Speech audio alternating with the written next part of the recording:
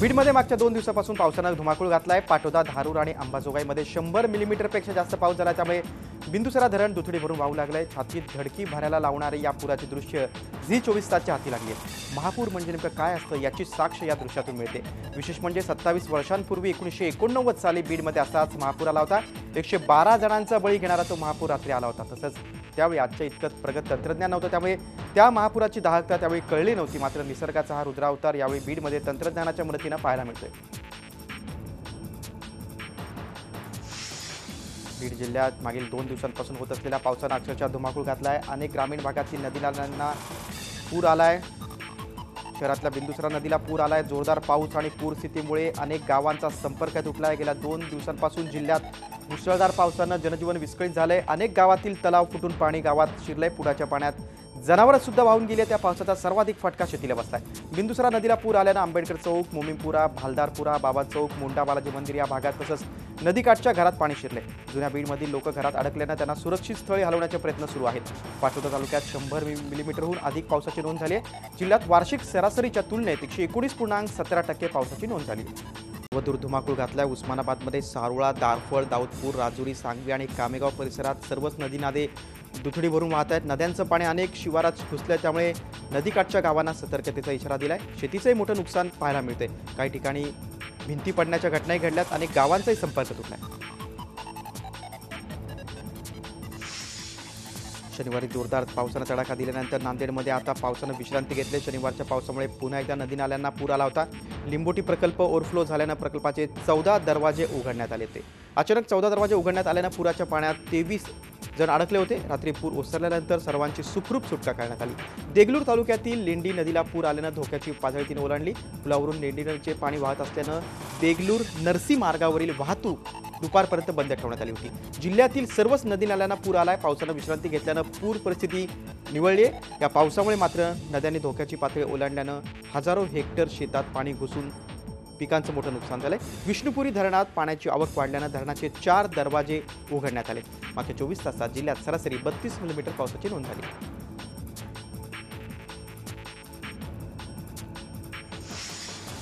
लातूर जिल्ह्यातील अतिवृष्टीमुळे पूरस्थिती निर्माण झाली होती। यात अहमदपूर तालुक्यातील मावलगाव इथे 10 जण तर रेणापूर तालुक्यातील रेणा नदीच्या पात्रात 12 असे एकूण 22 जण अडकले होते। मात्र एनडीआरएफच्या पथकाने या सर्वांची पहाटे 3च्या सुमारास सुखरूप सुटका केली।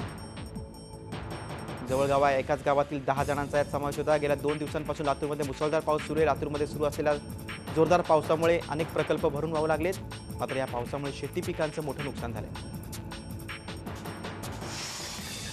लातूर जिल्ह्यातील पूरस्थितीमुळे नदीकाठच्या हजारो हेक्टर पिकांचं नुकसान झालंय।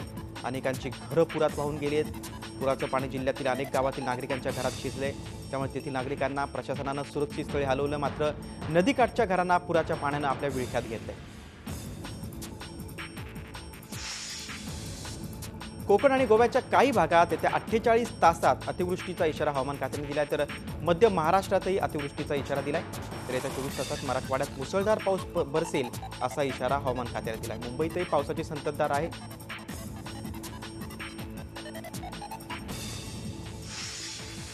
गोव्यातील राष्ट्रीय स्वयंसेवक संघाचे बंडखोर नेते सुभाष वेलिंगकर यांनी नव्या पक्षाची घोषणा केली आहे। गोवा सुरक्षा मंच या नव्या राजकीय पक्षाची वेलिंगकर यांनी स्थापना केली आहे। गोव्यात पत्रकार परिषद घेऊन त्यांनी आपल्या नव्या पक्षाची घोषणा केली।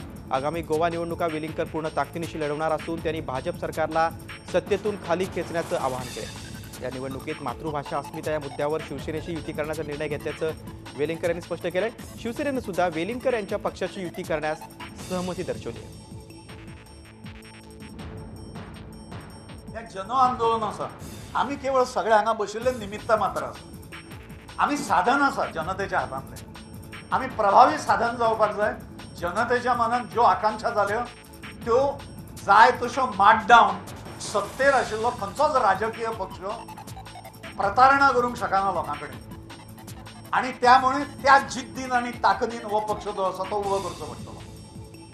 आमच्या कडेन सगळ्यां कडेन हांगा धुरीण जे बशिल्ले आसा, तरेतरेच्या कुवतीन युक्त अशा प्रकारचे हे लोक असतात। हांगा समोर बशिल्ल्या कार्यकर्त्यांनी अत्यंत गुणी मंचां आसात, संघटन कुशल मंचां आसात। त्या सगळ्यांच्या आधाराचेर हो जनतेचो पक्ष हो भाडोतरी दलालांचो पक्ष न्हय। आणि हो जनतेचो आशिल्लो हे लोक आंदोलन जे आसा हे पूर्णांशान ह्या पक्षाच्या फाटल्यान उबें रावतलें अशा प्रकारची ग्वाही हांव भारतीय भाषा सुरक्षा मंचाच्या वतीन दिवपाक सोदतां. कोपर्डीसारख्या घटना टाळण्यासाठी अवैध दारूचे धंदे बंद केले पाहिजेत असं मुख्यमंत्र्यांनी म्हटलंय. राज्यात अवैध मद्य निर्मिती आणि विक्रीची माहिती मिळावी यासाठी राज्य उत्पादन शुल्क विभागाकडून व्हॉट्सअप नंबर सुरू करण्यात आलाय. त्याचे उद्घाटन प्रसंगी मुख्यमंत्री बोलत होते. या नंबरच्या माध्यमातून राज्यातील अवैध मद्य निर्मिती आणि विक्री यांची माहिती तक्रार व्हॉट्सअपच्या माध्यमातून करता येऊ शकेल. अवैध दारू धंदे बंद झाले तरच कोपर्डीसारख्या पीडितांना न्याय देऊ शकणार असल्याचंही मुख्यमंत्र्यांनी यावेळी सांगितलं. कोपर्डीसारखी घटना घडली.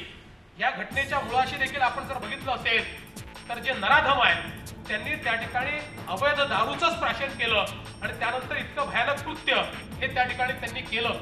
आणि म्हणून गावोगावची भांडणं, गावोगावच्या खंडण्या, गावोगावचे खून, गावोगावचे दरोडे याच्यामध्ये महत्वाचा वाटा जर कशाचा असेल तर तो अवैध हातभट्टीच्या दारूचा आहे.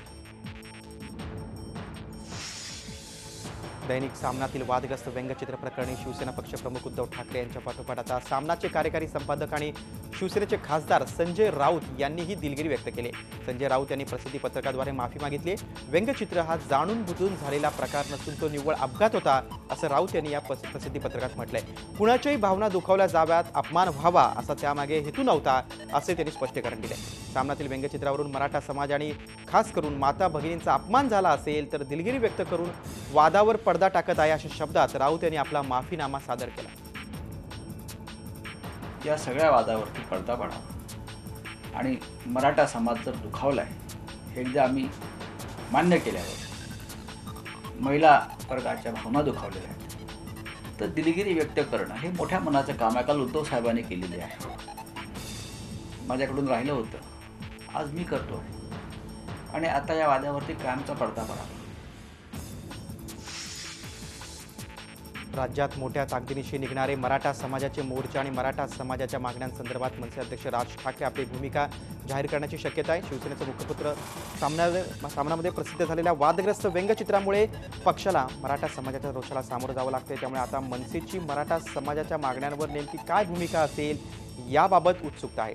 राज ठाकरे सायंकाळी ठाण्यातील गडकरी रंगायत नाट्यगृहात पदाधिकारी कार्यकर्त्यांना आज मार्गदर्शन करणार आहेत.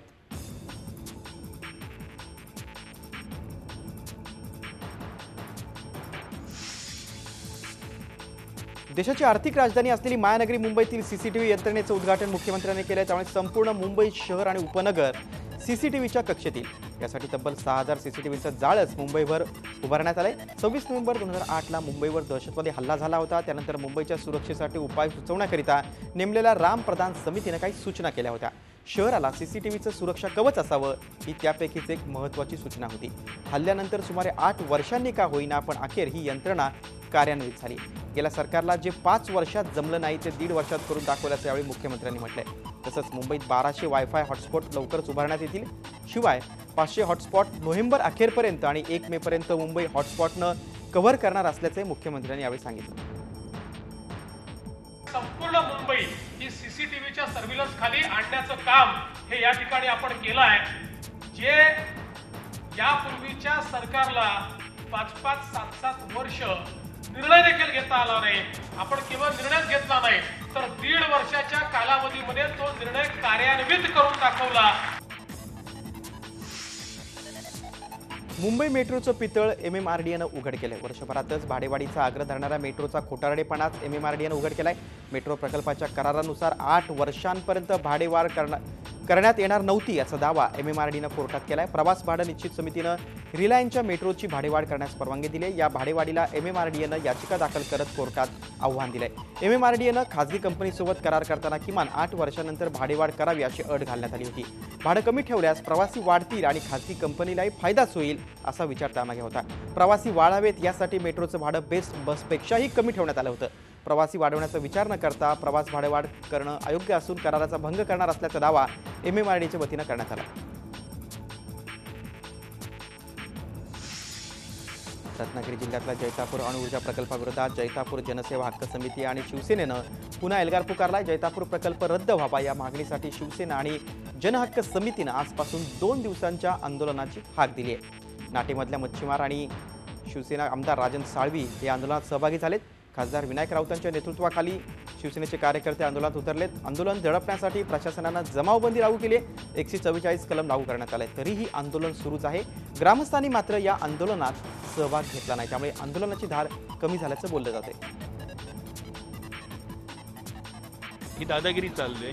फ्रान्सच्या आणि अमेरिकेच्या प्रेशरखाली आपलं सरकार पूर्ण डुबलेलं आहे आणि हा केवळ इकडचा आमचं असं म्हणणं आहे की इकडचा फक्त जमीनधारकांचा प्रश्न म्हणून जे चित्र उभं केलं जाते ते पूर्ण चुकीचं आहे. प्रत्येक भारतीय नागरिकांनी या प्रकल्पाला इकडे विरोध करून हा प्रकल्प इथून हटवला पाहिजे आणि सार्वभौमत्वाचं आणि स्वातंत्र्याचं रक्षण केलं पाहिजे.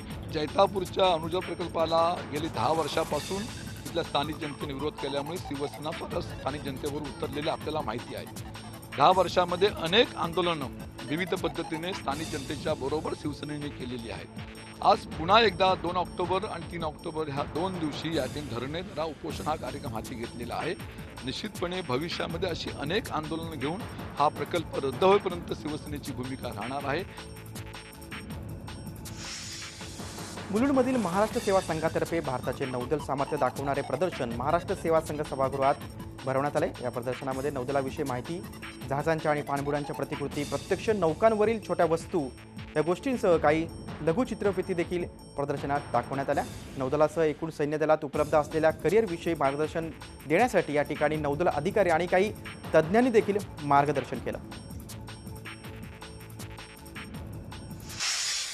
शिर्डी साईबाबांच्या झोळीत 2 गोल्ड मेडलचं दान दिलं गेलंय. कोणा एकानं ही मेडल साईंच्या दानपेटीत अर्पण केली आहेत. पंजाब राज्यात फिलापूरमध्ये 2014 साली झालेल्या ऑल इंडिया पोलीस ड्युटी स्पर्धेतील ही सुवर्णपदक आहेत. मात्र ही मेडल पंजाब राज्याच्या पोलीस महासंचालकांना परत करण्याचा निर्णय साई संस्थाननं घेतलाय. मलबार हिल येथील ऐतिहासिक बाणगंगा तलावाचं डम्पिंग ग्राउंडमध्ये रूपांतर झाल्याचं वृत्त काही दिवसांपूर्वीच झी 24 तासनं दाखवलं होतं. आज पुन्हा तसंच चित्र रहिवाशांना सहन करावं लागते. बाणगंगा तलावातील हजारो मासे मृत झाल्यानं परिसरात खूप दुर्गंधी पसरली आहे. इथल्या सुशोभीकरणाचं काम अत्यंत संथ गतीनं सुरू असल्याचा फटका स्थानिकांना बसतोय. नवीन पाऱ्या बसवण्याचं काम रेंगाळलंच आहे. शिवाय काढण्यात आलेल्या जुन्या दगडांचं डेब्रिज देखील कंत्राटदारानं तलावातच टाकलंय. विशेष म्हणजे बाणगंगा तलाव हेरिटेज वास्तूंमध्ये समाविष्ट आहे. मागील आठवड्यात पितृपक्ष सुरू असल्यानं इथं विधी करण्यासाठी लोकांची मोठ्या प्रमाणात गर्दी होत असून आणि अनेक समस्यांना त्यांना तोंड द्यावं लागलं. याची बातमी झी मीडियानं दाखवून देखील प्रशासनाचा डोळेझाकपणा सुरूच आहे. जसा आपण तिरंग्याचा आदर करतो तसाच आदर ट्रॅफिक सिग्नलच्या 3 रंगांचा ठेवावा आणि सिग्नल पाळावा यासाठी पुण्यात एक अनोखा उपक्रम राबवण्यात आला. गांधी जयंतीच्या निमित्तानं लायन्स क्लब आणि पुणे शहर वाहतूक विभागाच्या वतीनं आयोजित उपक्रमामध्ये शाळकरी विद्यार्थ्यांनी सहभाग घेतला. नागरिकांना सिग्नल पाळण्याचं आवाहन केलं. विविध महापुरुषांच्या वेशातील विद्यार्थ्यांनी सिग्नल तोडणाऱ्या आणि झेब्रा क्रॉसिंग न पाळणाऱ्यांना गांधीगिरी स्टाईलमध्ये गुलाबाची फुलं दिली. आजकाल खूप ॲक्सिडेंट चालू झाले, तर लोक सिग्नल नाही पाळत आणि सिग्नल तोडून पुढे जातात, त्यामुळे खूप अपघात होतात. मग आम्ही सगळे गांधी जयंतीच्या निमित्ताने इथं आलो आहोत आणि आम्ही लोकांना फुलं देऊन सांगत आहोत की सिग्नल पाळा व सिग्नल तोडू नका आणि झेब्रा क्रॉसिंगच्या मागं थांबा, लोकांना पुढे जाऊ. कॅप्टन दामलेपरच्या रूपामध्ये महात्मा गांधीच्या जयंतीच्या निमित्ताने एकत्र आले आणि जसा आपला तिरंगा आहे तसाच हा सिग्नलचाही तिरंगा आहे. त्याचा आपण सन्मान करतो तिरंग्याचा, तसा या सिग्नलचाही सन्मान करावा अशी अपेक्षा या निमित्ताने आम्ही व्यक्त करतोय. पत्रकारांवर होत असलेले हल्ले, पत्रकार संरक्षण कायदा करण्यात सरकार जाणीवपूर्वक करीत असलेली टाळाटाळ आणि माध्यम प्रतिनिधींना बनावट गंभीर गुन्ह्याखाली अडकवण्याचे राज्यात सर्रास प्रकार होत आहेत. याच्या निषेधार्थ पत्रकार हल्ला विरोधी कृती समितीच्या वतीनं गांधी जयंतीच्या दिवशी नाशिकमध्ये पत्रकार निर्धार मोर्चा काढण्यात आला. यात विविध पत्रकार संघटना आणि पत्रकार सहभागी झाले होते. पत्रकार हल्ला विरोधी कृती समितीच्या वतीनं नाशिक जिल्हाधिकारी कार्यालयावर विविध मागण्यांसाठी मूक मोर्चा काढण्यात आला. या मोर्चामध्ये जिल्ह्यातील सर्व संघटनांचे पदाधिकारी आणि सदस्य सहभागी झाले होते. प्रवासी भारतीय दिनानिमित्त पंतप्रधान नरेंद्र मोदी यांनी प्रवासी भारतीय केंद्राचं उद्घाटन केलं. यावेळी पंतप्रधानांनी नाव न घेता पाकिस्तानला टोला लगावला. भारतानं जगभरात मानवतेचा संदेश दिला आहे, तसंच भारत जमिनीचा भुकेला नसल्याचंही त्यांनी स्पष्ट केलं. आज भारत को भी मानवता के मुद्दों पर एक प्रमुख कंट्रीब्यूटर के रूप में विश्व को स्वीकार करना पड़ा है और वो हमारे शब्दों से नहीं, सिर्फ हमारे महान भव्य सांस्कृतिक विरासत से नहीं, सिर्फ हमारे भव्य इतिहास से नहीं, हमारी वर्तमान की घटनाओं से ये संभव हुआ है। यह देश कभी जमीन का भूखा नहीं रहा। इस देश ने कभी भी दुनिया में कहीं आक्रमण नहीं किया है। पाकिस्तानवर भारतानं केलेल्या सर्जिकल अटॅकनंतर आता खुद्द POK मधूनच पाकिस्तानवर टीकेचा भडीमार सुरू झाला आहे। पाकव्याप्त काश्मीरमधील कोटलीच्या गावकऱ्यांनी पाकिस्तानच्या बळजबरी विरोधात निदर्शनं केली। पाकव्याप्त काश्मीरमध्ये पाकिस्तानचे सैनिक आणि ISI हे गावकऱ्यांना नाहक त्रास देत असतात। वारंवार तक्रार करूनही पाकिस्तान प्रशासन पाकव्याप्त काश्मीरमधील गावकऱ्यांच्या छळावर काहीच कारवाई करत नाही। गावकऱ्यांनी आज एकत्र येत पाक सरकारविरोधात जोरदार घोषणाबाजी केली, निदर्शनं केली। चुकून पाकिस्तानात गेलेले धुळ्यातील जवान चंदू बाबूलाल चव्हाण यांच्या सुटकेसाठी सर्वतोपरी प्रयत्न करत असल्याचं संरक्षण मंत्री मनोहर पर्रिकर यांनी म्हटलंय। सध्या सीमेवर तणावाचं वातावरण असलं तरी योग्य प्रक्रियेनुसार चव्हाण यांच्या सुटकेचे प्रयत्न सुरू झाल्याचं पर्रिकरांनी सांगितलंय। चंदू चव्हाण जम्मू काश्मीरच्या सीमावर्ती पुंछ सेक्टरमध्ये 34 बटालियनमध्ये कार्यरत असताना चुकून ते पाकिस्तानच्या सीमेत घुसले। या घटनेमुळे चव्हाण कुटुंबावर दुःखाचा डोंगर कोसळला। याची परिसीमा म्हणजे बातमी ऐकून चंदूच्या लहानपणापासून सांभाळ करणाऱ्या त्यांच्या आजीचा हृदयविकाराच्या झटक्यानं मृत्यू झाला। उसका एक स्टैंडर्ड मैकेनिज्म होता है। हम लोग ऐसे गलती से गए हुए लोगों को एक्सचेंज करते हैं या थोड़ी देर पे इंक्वायरी करने के बाद ये करते हैं। हम DGMO ने उसकी जो प्रोसीजर है वो DGMO लेवल पे होती है, वो एक्टिवेट करती है। सिरियातील एलेप्पो शहरातील एका रुग्णालयावर शनिवारी बॉम्ब हल्ले करण्यात आले। या रुग्णालयावर आठवड्यातील दुसरा हल्ला आहे। M10 या रुग्णालयावर मागच्या बुधवारी बॉम्ब हल्ले झाले होते। या हल्ल्यात एका व्यक्तीचा मृत्यू झाल्याची माहिती समोर येते तर 15 जण गंभीररित्या जखमी झाले। एलेप्पोतील बंडखोर वस्तीवर सिरिया आणि रशियन सेना हल्ले करतात। अमेरिकेतील राष्ट्रपतीपदाचे उमेदवार डोनाल्ड ट्रम्प यांनी आता बिल क्लिंटन सेक्स स्कॅन्डल प्रकरण निवडणूक प्रचारात आणण्याचा इशारा दिला। न्यूयॉर्क टाइम्सला दिलेल्या मुलाखतीत त्यांनी ही माहिती दिली आहे। या प्रकरणामुळे हिलरी क्लिंटन यांची महिला मतं आपल्याकडे खेचण्याचा त्यांचा प्रयत्न आहे। बुल्गारियाच्या संसदेनं सार्वजनिक ठिकाणी बुरखाबंदीचा कायदा पारित केलाय। युरोपमध्ये वाढत्या अतिरेकी कारवायांवर प्रतिबंध घालण्यासाठी हे महत्त्वपूर्ण पाऊल उचललं गेलंय। यापूर्वी फ्रान्स, नेदरलँड आणि बेल्जियमनं हा कायदा लागू केलाय। कॅलिफोर्निया पोलिसांनी 27 सप्टेंबरचा एक व्हिडिओ जारी केला। या दिवशी पोलिसांनी युगांडाचा शरणार्थी अल्फ्रेड ओलंगोला गोळी मारली होती। पोलिसांच्या या कारवाईच्या निषेधार्थ कॅलिफोर्नियात ठिकठिकाणी प्रदर्शनं करण्यात येत आहेत। जॉर्जिया दौऱ्यावर असलेल्या पोप फ्रान्सिस यांनी आजारी आणि ज्येष्ठ नागरिकांना मदत करणाऱ्या लोकांची भेट घेतली। तसंच तिब्लिसीतील चॅरिटी सेंटरचा दौरा केला। पोप फ्रान्सिस अझरबैजानसाठी आज रवाना झाले। मेक्सिकोमधील कालिमा ज्वालामुखी झालेल्या उद्रेकानंतर संपूर्ण परिसरात धूर आणि राखेचं साम्राज्य पसरलंय। ज्वालामुखीत नवीन लावा तयार झाल्यानं ही परिस्थिती उद्भवल्याचं जाणकारांनी सांगितलंय। या परिस्थितीत आसपासच्या नागरिकांना सतर्कतेचा इशारा देण्यात आलाय, तसंच त्यांना सुरक्षित स्थळी हलवण्यात आले। पूर्व चीनच्या झहेजियांग भागात झालेल्या भूस्खलनात अडकलेल्या लोकांना वाचवण्याचं काम मोठ्या प्रमाणात सुरू आहे। या बचाव कार्यात जवळपास 4000 कर्मचारी तैनात आहेत। आतापर्यंत या दुर्घटनेत 7 जणांचा मृत्यू झालाय। झी 24 तास रहा एक पाऊल पुढे।